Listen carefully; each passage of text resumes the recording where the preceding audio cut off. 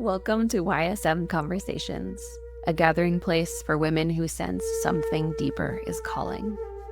Together, we believe that the most profound adventures begin within, and that when women gather in deep conversation, something ancient and necessary awakens.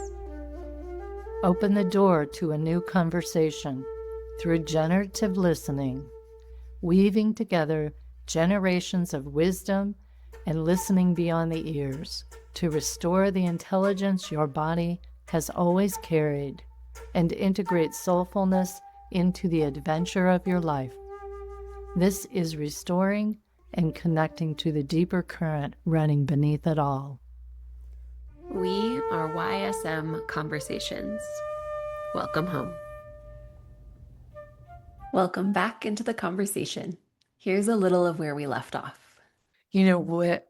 I was hearing the song, The Impossible Dream. It feels to me like Source is wanting us to recover what we stand upon for reaching what seems to be the impossible dream that we hold in our hearts. And we continue. Something that came through as we were listening to the song and each of those lyrics is inspirational and aspirational, and how important both of those things are, because with music, there's so many songs that are inspirational and aspirational. Music has been responsible for change in our world, even though music doesn't lay out the steps to get there. It lays out that dream. It lays out the feeling of that dream. And that is enough to inspire people into something that is aspirational that we might not have the steps to get to yet, or we might not even know what the steps are, or not even know what the destination or dream is, but we know the feeling of the dream. It's so interesting because as providers, as coaches, guides, I feel oftentimes there is this expectation that we have the steps for people. And our steps we know already aren't going to get us to where we want to go because it's aspirational, because it's a dream, it's magic. And so how can we infuse whatever it is in music that allows us to move into that next state as that feeling of what's possible? What came up too with the claim that I always make that what the universe has in store for us is always more magical than what we could have dreamed up. The song, The Impossible Dream, is I Have a Dream. MLK speech. Well, he knew. He literally had the dream that was magical and what the universe had in store. And it's also was unprecedented at the time. It came through his words rather than set to music. It was the speech, the wording. Here's what came to me when you were using the word feeling about it is music, the lyrics, the speeches, they all hold a vibrational frequency. So we're listening frequency to move into the next. So that's what I'm hearing next. I don't know what that is. And yet, when I think about nature, bees and other animals, bees listen frequency. I don't understand the ins and outs of it. I just know that's true. When tsunamis are imminent, the animals listen the frequency of that and go uphill, whereas humans think they can control the outcome and it can be devastating. So nature is frequency based, as we are. For me, it's not so much to pay attention as frequency is more accurate. The image that comes to me is tuning forks. And from earlier in our conversation of coming back into our nature in wholeness with nature, it's retuning ourselves to be in resonance. It doesn't have to be the exact same frequency, but in resonance with those frequencies. Yep. And that to me feels like still that generative listening, that deeper listening to cycles and to rhythms, because it's not like we're tuning to one frequency or being in resonance with one frequency and then we're done. There's cycles, there's movement, there's staying together in time and in rhythm with each other, with nature, with our moon, with our earth, with the galaxy, and tuning to that, which allows us to continue to evolve and grow and move together as a collective. The image of a school of fish or a flock of birds comes together where they move so beautifully with each other and they don't have to pre-communicate what they're doing. It's just everyone's in tune with each other and they can move together and make these beautiful shapes that flow together and feel like a whole, even though they're individual beings. All the different puzzle pieces. Yeah, they're nice. We've lost this resonant connection between ourselves as humans and between humans with nature. We've lost that innate connection. Okay, give that a place that is the circumstance so we can hold for the restoration, the refining, we're inspired for that dream to be restored is better because we used to be this way. I have no doubt humans used to be fully restored and aligned like other sentient beings. And doggone it, I want it back. I want it back in the whole puzzle. Source wants it back, and gravity wants it back, nature wants it back. I think Source knows that there's no to get back to, like you said earlier. Really, Source doesn't even see it as separate. It's our perception of outside that we've created over here. And it becomes, how do we perceive as source beings?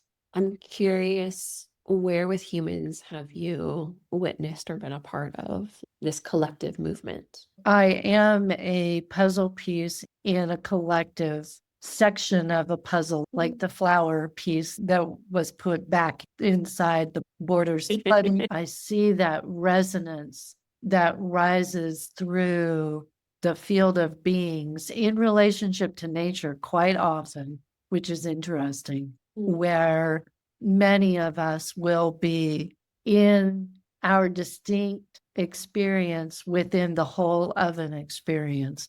And we will be communicating that to one another through a communication source. And everybody who's in the experience of their unique way is expressing, and we're seeing the whole of the expression happening.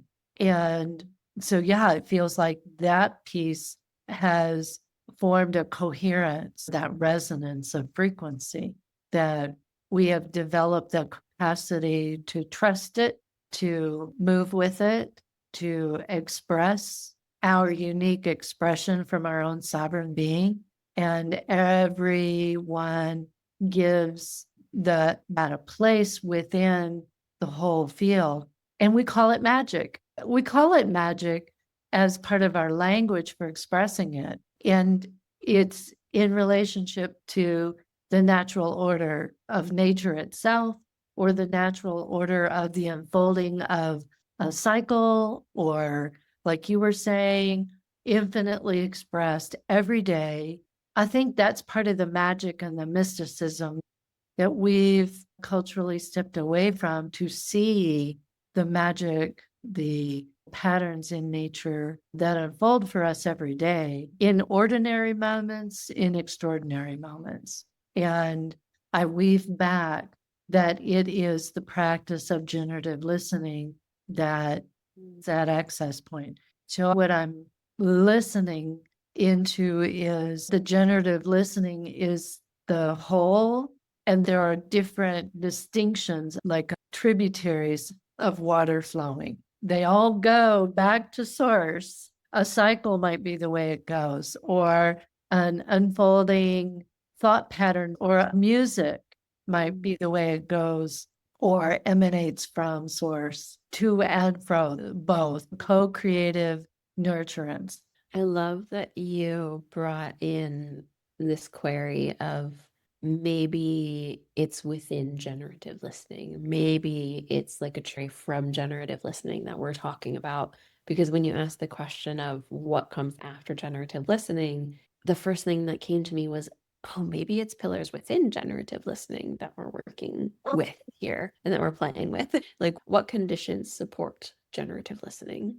And how can we help create those conditions in more places? Stay tuned, because that's our retreat. Yes, absolutely. Stay tuned. It's coming. Well, since we bring this forward through the podcast, you guys are just going to have to give us some time to get it all sorted. It may take no time at all. And we're back and saying, hey, we got this worked out. We'll see you in the fall. Or we come here to do the podcast so that we can generate something new with you. Exactly.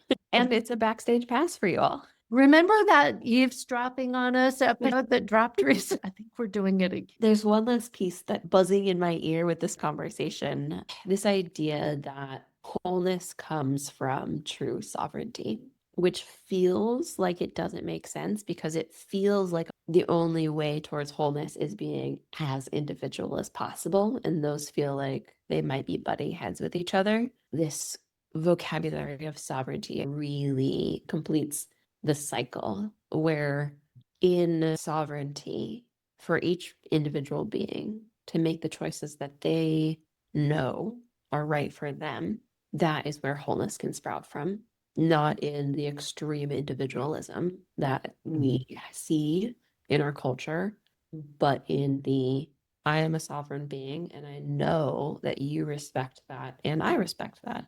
And from there, we can both show up as sovereign beings in wholeness with each other in the collective. It's the conversation of the story that opens up is the drop in the ocean. Stay tuned. Oh, what a joy it is to talk to you. Such a joy. To talk through, we would say to meta beyond, to go beyond the place you start and the evolving and generating anew through your listening. So go beyond for us. What came up for you? Let us know what stirred. What's the next? What do you want to hear from us in conversation? What questions were generated for you from this conversation? Comment and let us know. And I'm sure we will want to have lots of conversations on what comes up. And let's share so that more puzzle pieces can join our little blob so that we can fit that whole community into the greater wholeness of which we're a part already. Yes. So good. Until next time. Thank you for diving deep with us into generative listening. If this episode stirred something in you, subscribe to keep restoring with us. And if someone came to mind while you were in your own generative listening, share this episode with them. Because when women gather, something ancient and necessary awakens. We are YSM Conversations, connecting back to the deeper currents on behalf of seeding our next collective wholeness.